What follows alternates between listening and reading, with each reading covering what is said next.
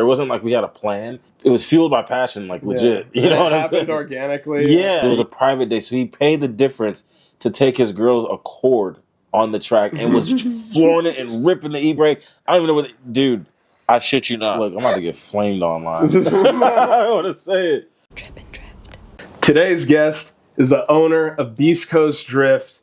Please welcome Tuckson, a.k.a. Tuck to Raw. Yeah. Thanks for being here, bro. Thank you. How's everything been in recent? Good. Can't complain. Everything's been good. Yeah. Yeah. Busy.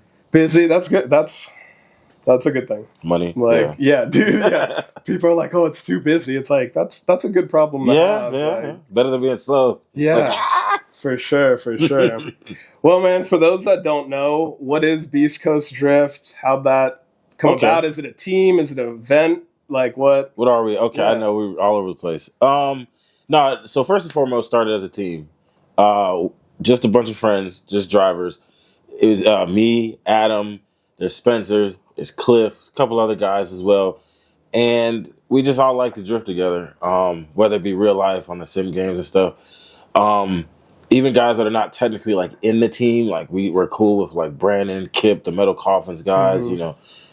We just love drifting, so we just came together, and it actually all started. We were gonna like make YouTube videos and stuff, just kind of documenting how our progression through drifting. Because at the time, Adam's 350Z, he had just put the LS in it.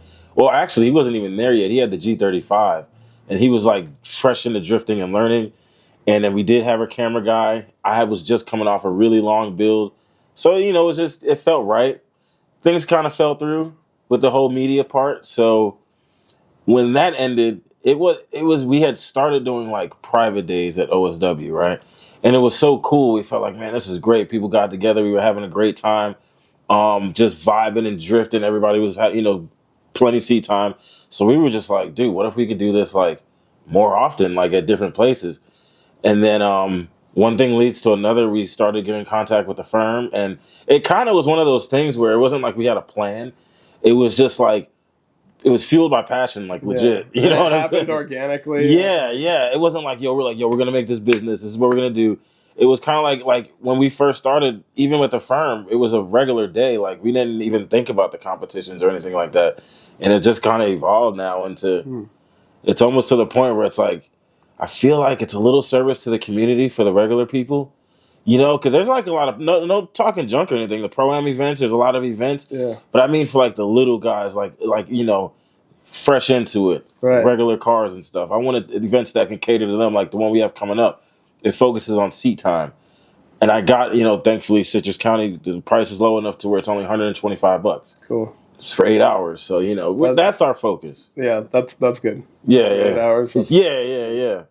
We're not like trying to get rich here. We're not going to get rich. Yeah, for the community, doing it for the community. Yeah. Because you love doing it. Exactly. That's why I do these. Like, I want to like share my community, get to know more people in it. Like, and that's been like some of the coolest part, dude. Because I've been able to meet like just people, being new to drifting in 2015, 2014, just the people that I saw at the time. And then now I'm at the point where even in the driver's meeting, I might not. Like say it because I don't look all groupie-ish and stuff, but it's like, dude, these are the guys that I was seeing on like videos and TV. Like, this is so cool, It is a weird thing coming, like the moment that you step from a spectator into a driver, even if you're the worst driver at the event, you're a C-class driver, there's some type of feeling that you get that's like, these are my peers now. Yes, you go from like, I'm here. Oh, that's a great driver. Like, I want to do that to like, yes. These are my, like, I'm learning. I'm looking. We're next to each other at the driver's meeting.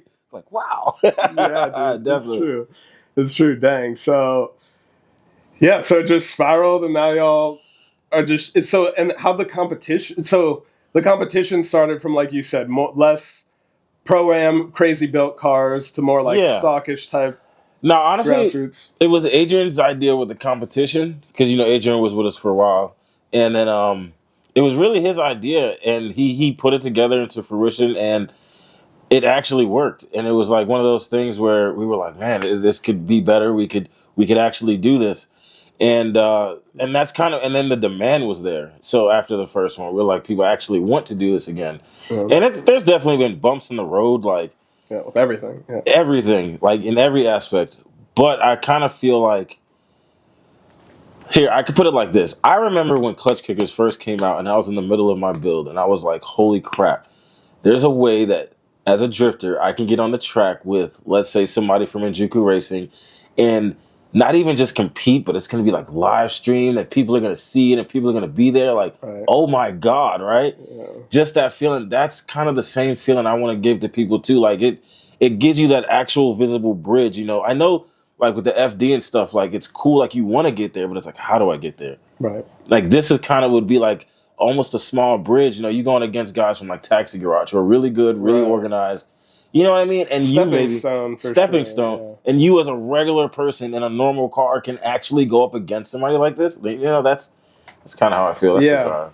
Yeah, that's a good, because otherwise you have Pro-Am, like that's the one, and you might not be there yet. And besides that, you have once in a while little comps that like OSW will do Black Friday type of thing, but really, there's not many smaller comps like that. And I see they're around the country. Like I remember I saw one in Philly that had a 235.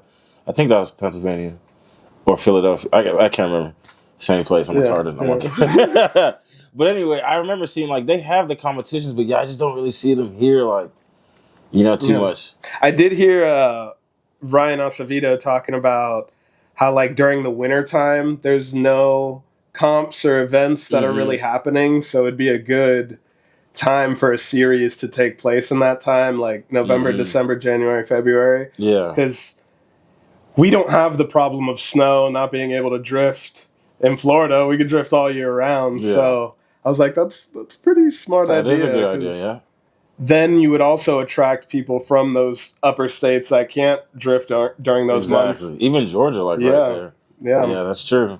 Yeah, definitely. But yeah, I'm excited to see what y'all have coming up, and we're getting a little bit more organized now. Like I said, because this is it wasn't like a thought out business plan thing. It's kind of, so I know people definitely see some flaws and it's not perfect, but we're definitely trying. We're just regular guys. We all have businesses.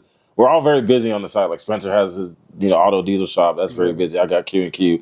Adam is a full-time. We all have full-time jobs, so it's definitely not a perfect thing, but we're definitely trying to keep it for the community. Cool. Well, you said it was 2014, 2015 you got into drifting, so take us back. How'd you... All right, so so I used to be a Honda head, heavy. I'm talking the Civics, the Integras, all that stuff. And back then, I've always had a passion for it. As far as I used to like it, I just never thought it was attainable. First of all, like where I'm from, like the Bronx and stuff, like a Civic and like an Integra was an attainable car, but a 240 or something that was like actually cool. You never really saw those. Like it was like the baller cars. You know what I'm saying? Like I got family up there. You know how it is, right? It's like, so it's like even when I first moved to Florida, I was like, I love the Nissans and everything, but I never really thought I could afford to get into them. I'm like, I can't blow through a set of tires. Like it looks cool, but I always did watch it. I mean, I remember the days when I don't even know the name of the driver. He had an El Camino. It was automatic with an e-brake. Like watching that on TV, I thought it was the coolest thing on earth. I was like, man, drifting it just is amazing. So anyway, fast forward, I had an Integra. I don't know how. I was trading cars a lot. I talked this dude, shout out Jonathan. I talked him into trading me his 240 for an Integra. Like it's unheard of, So he actually did it, and that was back in the day. Spencer worked at Pet Boys. He was cool. Kip. I didn't really know Kip too well because he was like, I remember he was going from the sound stuff into drifting, but just through friendships, I got in touch with Kip and went out with them a couple nights. Was like super amazed at what they were doing. Yeah, tried to replicate it. Almost totaled my car a couple times. And just from there, man. Yeah, spiraled. Yeah. And so you had a 240 before. Oh, you had an S13 before the S14. Yeah, so I had the S13. That was I actually had an SR20 A86. It was my first rear-wheel drive car that I had gotten a trade. I tried to drift it. It had some suspension issues, so I sucked. I barely could do a donut. I ended up selling the car. I wasn't even I didn't even care about drifting then. But the S13 had an SR in it, and I learned in that. I literally after work, I worked at the Melting Pot on the Square in Ocala. Every day after work, there was this parking lot. And I could practice figure eights. There's actually an old clip of me and Spencer doing it. I'd have to find it, but That's all I would do every day after work. Yeah. And it was like a nice slick parking lot, so I didn't kill my tires right away. And yeah, that was pretty much. And then after break shift was Coalition, and that's kind of when I started going to the track and stuff. Okay. But yeah. What do they have tracks out in Ocala? No. There was just some guys having fun on the streets, man. Yeah, this is Team Coalition was George. You had Anthony, Shaggy. Like we were just having fun, you know. That's back when CFRCC had like their last event. I was there. They flip Tyson Ross' car over, like, and then he flipped it back over. I didn't do it. I was right there. I was like, this is the greatest thing on fucking earth, you know. Especially coming from Hondas, where everybody's like trying to steal your shit or rip you off. Yeah, you know what I mean. That was one thing I didn't get into Hondas. Like, I had a few friends that had them, and one of them specifically had it stolen twice. Luckily, they found. I don't know how, but both times they found them in parking lots. One time it was on blocks with the wheels off. Damn. And the other time they like found it as they were driving away or something like that. I was like, dude, Honda. That's the big difference between the Honda. I love Honda community. Don't get me wrong. Not everybody's like that. But for sure. Boy, you gotta be on point. It's like living in the city. Well, it's not even the people that like race them or build them. It's also like just Honda's Civics and Accords are so popular that the resale for parts is, I'm sure, good. So I'm pretty sure that's another reason why that's big business on the other side. Yeah, man. It's scary, but and then you see how it is like at the track and stuff. Like you can't really like drag racing is very competitive. You know, drifting total opposite. It's just the whole community was just so attractive then. Like still is. I like it. Me too. When I first got into cars, high school, I'd go to the OSW for the drag strip, and it was fun. It was cool, but like my car wasn't that hooked up. It was pretty stock, and I just like the straight line thing. Like I liked if I was gonna do more grip racing, I wanted to do more like circuit style stuff, you know. But see, that'd be cool. But I don't go against the straight line though, because that was also some of the best time of my life.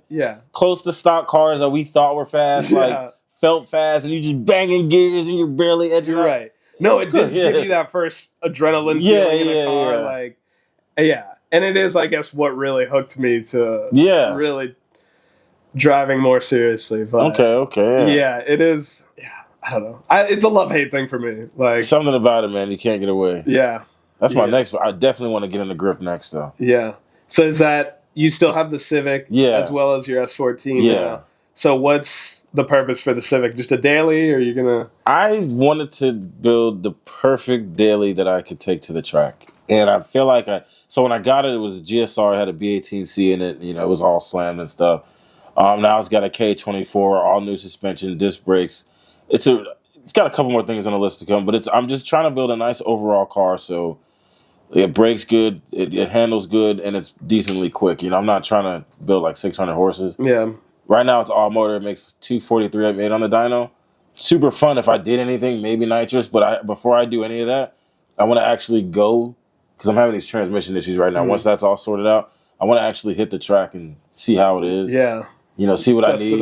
Test it out. Yeah, finally. Sick. And the S14, what's the build breakdown on that? So honestly, basic S chassis, LS. It's a LS1 5.7, pretty much stock. It's got a cam, small valve train to match the cam, and head studs. Pretty sure that's it internally. The HP tuner's got a Z32 tranny. So actually, so I didn't build that car, the S14. The S13, I did. That was my baby. It was an LS turbo, fully built. Spencer slapped the whole motor together. I just put it all in the car. And long story short, it caught fire. And it burned to the ground. And in an impulsive mood, after it burned to the ground, I bought an LS Turbo Mustang and then traded that for the S14 because I just wanted to get on the track. Yeah. So it's like a super basic build. It was a 2015 build, so it was like a Villains, or 2017 build. Villains angle kit, super old, like Z32, the old, everything was just old. So recently I just did an FDF front end. I know there's the whole Wise Fab FDF debate. Yeah. It was cheaper to go FDF than try to replace my tie rods and the knuckle, everything all that shit. Yeah. And I'm sorry, but I'm on a budget. Yeah. I got kids. We all are. Right? But I have no complaints about it. I take it to Atlanta Motorsports Park. Yeah. and it did great. I got Kip hooked me up with some Burton Racing coilovers, and now the car just feels great. All the suspension on the front. I don't even want any more power right now. Like it made 3. I do want to retune, but even at Atlanta Motorsports Park, like coming in on that off that big sweeper, oh my god! I thought I didn't have enough power, but the power level just kind of forced me to change up the driving a little bit, and I was able to I didn't have any issues. So nice. I'm really good with the power level. Yeah. Well, if it works, it works. Like yeah, I don't really have any plans on upgrading it. Yeah, it's gonna just maintain its function. Don't die. It's like with the car. Just don't die. That. Yeah. Dang. And before we get off the topic of cars, whatever happened with the Supra? So it was all right. That car was like a gift and a curse. It was amazing to drive a Supra, right? Everywhere you go.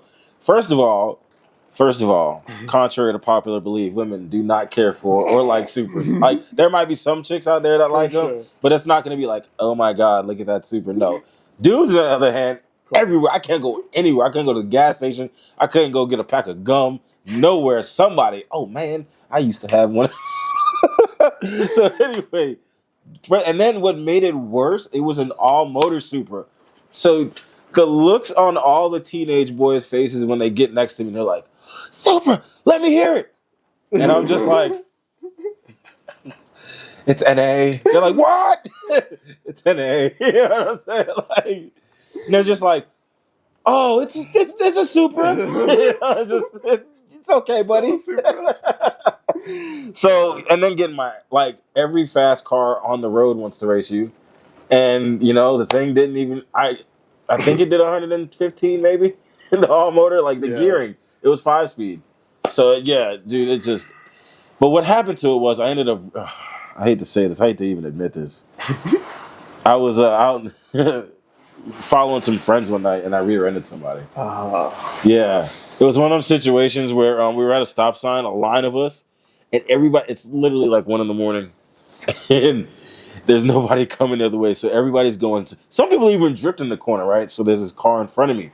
Now I'm looking to make sure nobody's coming and I'm just assuming he's going to follow like everybody else. Yeah. He didn't. He stopped. And I went right into the back of him. I was so mad. I sold the car, I think 3 days later. Dang. Yeah. But 3 days, somebody picked it up. That's probably the easiest car to resell. Yeah. And I still sold it for more than what I got paid for it. It wasn't super bad damage, but it just, because I bought it before, right as COVID was starting. I got super lucky. So, yeah. Whew, but it was an experience. Would I buy another one? Probably not. Yeah.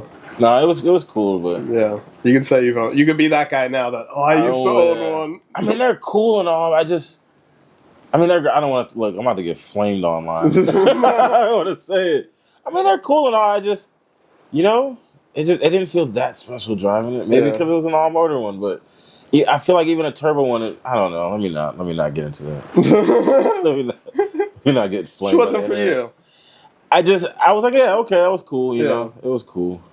Just attention magnet. I guess I just didn't like all the attention. Yeah. I just want to drive sometimes. I'm sure a lot of attention. Yeah. Dang. So I saw you went to Langling recently. Lanier? Yeah, Lanier. Yeah. Oh, yeah, that was dope. What other tracks have you been to? So, honestly, man, like I said, because we're still up and coming as drivers too, this was the first year where I ventured outside of Florida. Oh, actually, we did go to Driven Luck late last year, which was actually a really dope track too. Driven Luck.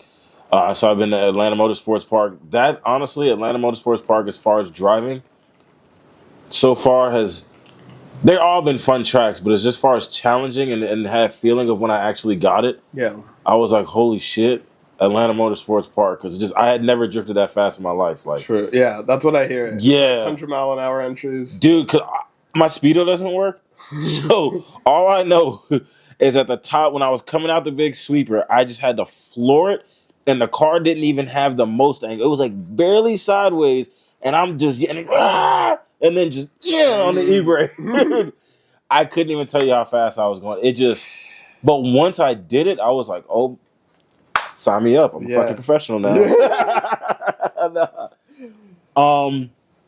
But yeah, dude, that was definitely top. But I loved, Lanier was super fun. The vibes there was great. Driven Luck, the brothers that run there, that was super fun. I've honestly had just getting out and exploring these tracks. I can't really say which one's my favorite yet, just because I'm still experiencing it, and each one has just been an awesome experience. Yeah, you know what I mean. So I can't even say right now.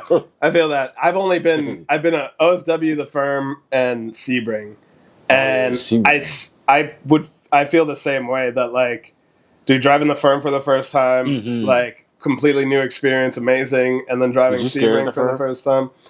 I wasn't necessarily scared, but I did see it. Honestly, like, did the opposite because I saw a lot of good drivers go off track, go into the dirt, spin out, and once I saw that, I was like, oh, like they're normal too. I'll be okay too. Yeah, I'll be fine if I'm spinning out too. And then, yeah, I did spin out in here and there a couple times, but I did better than I expected after that fact that I was like, oh, like everyone's going off track. Yeah. Nobody really there at that event, the Holiday Matsuri. I don't think anybody there had, maybe a few people had, but most of the people hadn't drifted the Firm yet. A lot of the people that I talked to, it was their first time drifting the Firm. Yeah, because they hadn't had one in years. Yeah. So it was the same with Sebring, that just a new track, really fun. Yeah. So I definitely, October I'm trying to do Showtime, and then next year for me is that venturing out into, I want to hit Mid-Pond, AMP. Yeah. Those in Georgia. I want to hit. Yeah. See, and because I hit the Firm back in the day when I was SR, and I sucked that day. I'm not even going to lie. I broke my rim. I hit the bumper. It was bad. But like now it's like a whole different car, so I'm excited to go back. Yeah. Yeah, and the drop off, like some of the dirt drops are like drops. Yeah, like, dude, it's bad. Yeah, that's I still have the rim. Years ago, I broke a rim in half. I could not believe it. I didn't even hit that hard. It's just I hit completely sideways. Came in too shallow. Damn, dude. But Mid-Pond, I definitely want to hit Mid-Pond. Yeah, same. That's like super. That Englishtown. Is Willow Springs still a thing? I saw it was for sale. I don't know. Was it not? What's the name of that place? Is it the one that's it's like desert and it drops down? There's a few, like Apple Valley, I think, is Grange. Oh, Grange would be a sick place. Yeah, and I know some of them like have changed names, so like I don't know. I'm still not even thinking about West Coast tracks yet because of where I'm at, but.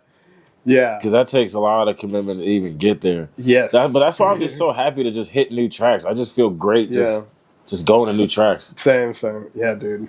And even though like they are shutting down tracks, and not as many are opening up, like there's still tracks to hit. There's still tracks like.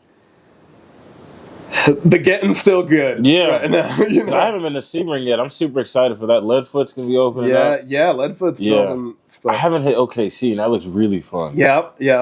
Even if it is a little skid pad, I still want to try it. I like little technical things. Yeah. I'm not going to lie. I do like the technical. So I know people talk junk about second gear stuff, but I like it. I don't know. Me too, especially like with my Z, it's pretty stock that like, that's what those cars are best at. You know, is those little technical ones like that. So yeah, I'd like to hit OKC for sure as well. Even the OSW, you know, like the skid pad, I do like the fact like they switch the layups up, you know, every now and then. But I just like the fact we have summer, because living in Ocala where there's like nothing, there's no tracks, like you're going to jail if you get caught. Like shit, I'm happy just because. But when I was in Georgia, I'm not gonna lie, like Lanier, I didn't know was across the street from like Road Atlanta. Like I did not know. Oh, true. Like legit across the street, like in a little 2-lane road too, so you can see it. So I'm like over there. I'm like, what? Like this is so. I wish I lived over here. Yeah. And then that was only 30 minutes from AMP. Okay. Yeah. So it was like, holy shit. Yeah, you got a few tracks right next. Yeah. That's pretty dope. And then I know Driven Luck honestly wasn't too far from where I was. It was just. You need to check that out too. I like Driven Luck. Driven Luck. Yeah. That's Georgia, you said? Alabama. Yeah, Bryan, Alabama, if I'm not mistaken. Driven Luck. Super, like you'll feel like you have 1,000 horsepower. Yeah. Yeah, it was real slick, but it's a nice, fun little. I like it. Nice, fun little course. Cool. What if you couldn't if 240s weren't a thing anymore, what chassis you think you'd be hopping in? I'm not gonna lie to you, dude. If I've always wanted one. I've always wanted a 4-door, so a GS like 300 or 400. I mean, everybody loves Chasers, but I've always wanted a 4-door chassis. Yeah. Like before I got the S14, it was a BMW. I don't know the chassis code. I'm not a huge BMW guy, but it was like a 98 4-door, 95 4-door. It was LS swapped. It was caged. And I was like, I wanted to get it so bad. I didn't get it in time.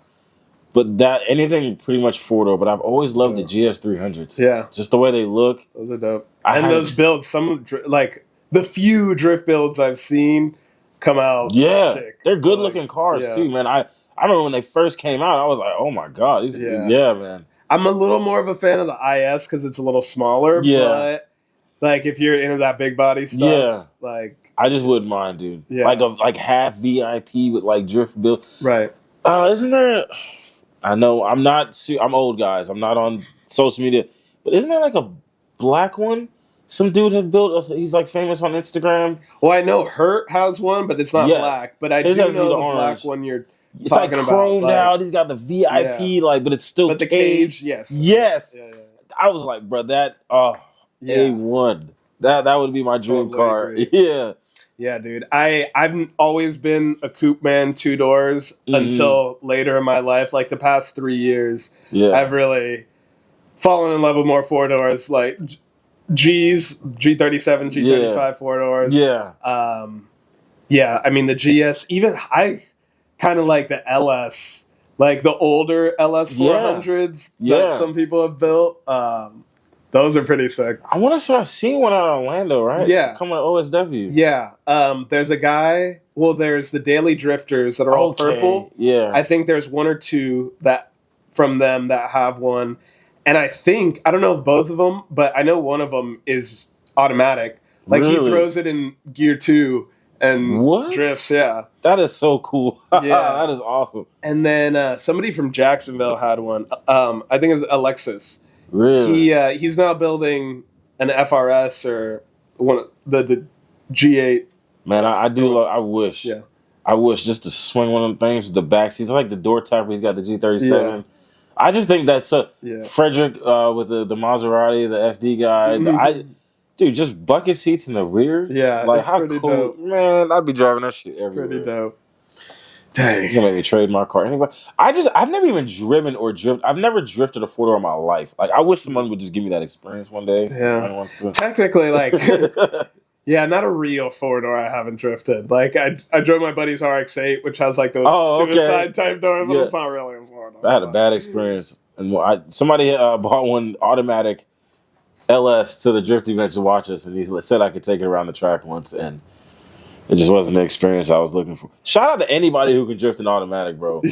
Like, because I remember from Metal Coffins, I don't know if you know Dayton, he had his IS300. What is it? IS200? What are these things called? Anyway, it was automatic, and he was slinging that thing. And there was this other guy named, I think, Anthony Mohan. He's online. He was going OSW, second gear, like you said, just whipping that bitch. Yeah. Like, God damn. It forces you to be so like by the time they get into a manual car, they're like nasty with it. Yeah, it's true. It is a different type of thing. And I remember hearing Luke Fink talk about like why more people in America don't do that, like get Crown Vics and stuff like that, because it's a V8, you throw it in second gear and automatic and send it, drift it. And a lot of people like manual. Like you want to feel the shifting, you want to throw it into second to then throw it clutch kicks. Like I mean, would it be feasible though? Like that sounds hella fun and cheap to get a Crown Vic. It does sound like cost effective. Yeah, but would it actually I'm thinking OSW. I wonder could a Crown Vic? Yes. Oh, skid pad? Yeah. So with that being said, shit, what about like a Charger? Like them things are dime a dozen. I've seen one out there. Was it a Charger or Challenger? It was automatic. What? And it was the Charger is the 4-door, right? Yeah. The big 4-door. Yeah. So it was a Charger and automatic on OSW. I've only seen it once, I think, but and it was Lincoln like the whole thing. I mean, just the fact like that'd be crazy if you're going through it in a drift build and it's like you got like this Vic laying around. Like shit. Oh yeah, it's like Cletus having 100 of them laying around. Dude, no bullshit. One time I was at OSW, I swear to God, this dude was watching us drift. and he got so into it. He paid because it was a private day, so he paid the difference to take his girl's Accord on the track and was flooring it and ripping the e-brake. I don't even know dude. I shit you not. So I'm just like, damn, dude. If I had like a Vic laying around, I could have gave to that. I could have rented to him for like $500. Yeah, for real. Dude. I shit you not. I'm not. I wish I knew that person's name. I don't. So as a team, Beast Coast, or you personally, is there future plans? I know you guys as a team, it's like as it comes, it goes, but so yeah, we're definitely getting more organized for next year as far as throwing events. We should have a schedule. We're just trying to work. We're at the point where we're trying to work with people. It's been challenging, but we're definitely trying to work with people so that we can come together, because it's not just something that me, Spencer, and I can do ourselves, even the team. So just pulling together the community so this can actually happen. But in that aspect, it has been looking good. So next year will definitely be a little bit more organized, and we'll have our events planned out. As far as driving, as a team, like, we're just trying to hit more tracks, just get more exposure, more seat time. I mean, that's just been our thing. Like I said, coming off that 5-year build, and the car burnt down last year. That was last March. So I've just been on some, like, I'm just trying to get seat time. yeah. Especially hanging around not hanging around, but, seeing these good drivers and stuff, like even at the meetings or coming to our events, and they're like putting on a show, like even at Citrus County, like, these guys getting on the wall side by side. I'm like, boy, I don't know if I'm gonna do that in S14 yet. You know what I'm saying?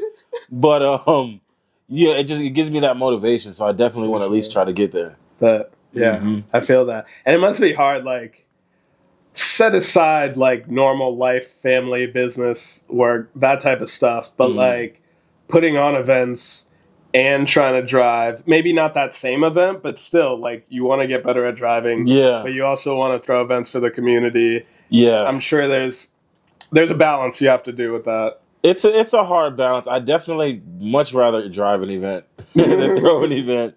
But as the more we've learned as it progresses, it's definitely gotten easier. I had to learn, with the driver opinions and things like that, and pleasing the community, pleasing the track, keeping everybody happy, the financials, you're doing it the correct way. So it's, like I said, it's definitely been a learning process, but I wouldn't change it. Like, I don't regret any of it, man. Like, it's just been an awesome thing. Like I said, it helps me get closer. Like, even doing that now has helped us as a driver get to more play. Like, that's probably one of the only, through our connections, is how I got to AMP as a person. Yeah. Like, me personally, I don't record myself drifting much. My mom literally just bought me my first GoPro. Like, second GoPro. I lost the first one. And I had no plans on getting one. So it's like, nobody really knows, like, I can drift and stuff. Yeah. So would I have gotten on that list? You know what I mean? Yeah. So I'm thankful for that, that it feeds each other and I'm able to go drive and stuff.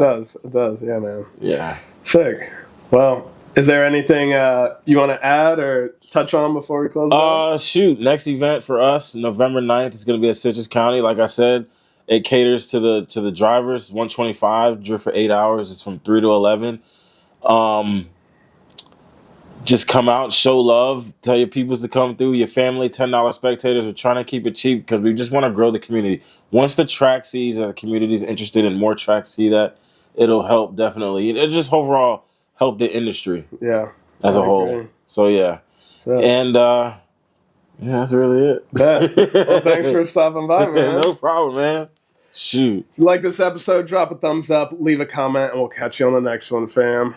Peace. Ciao.